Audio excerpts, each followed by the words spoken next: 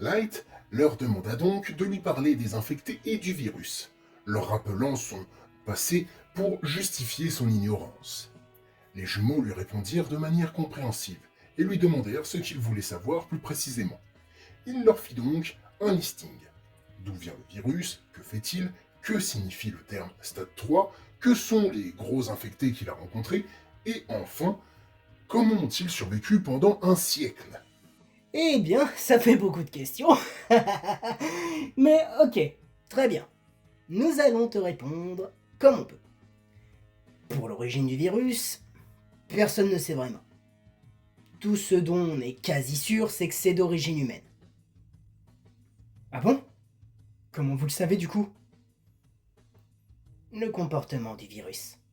Il ne fait pas que rendre les infectés plus forts et résistants. Il les fait évoluer à grande vitesse, leur permet de s'adapter. Le virus est assez primaire, donc on soupçonne qu'il a été lâché avant d'avoir été finalisé. Mais beaucoup d'entre nous pensent que le but était d'accélérer l'évolution humaine. Néanmoins, le virus agit de manière bien trop directe, forçant les infectés à contaminer ceux qui ne le sont pas encore, sans prendre en compte la notion de libre arbitre. Il détruit la conscience de ses hôtes pour se simplifier la tâche.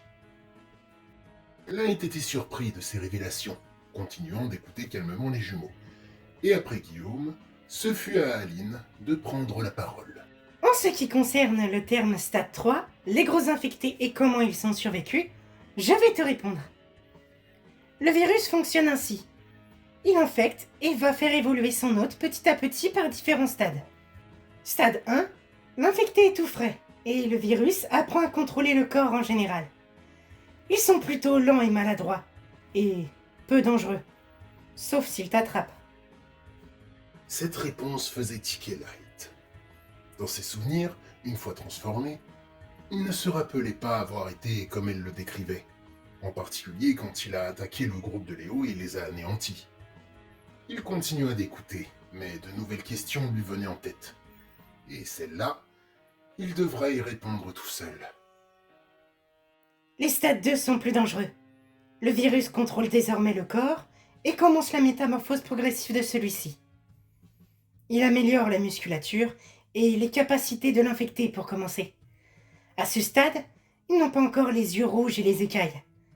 Par contre, une fois arrivé au stade 3, la transformation est totale. Et c'est là que deux versions du stade 3 se manifestent.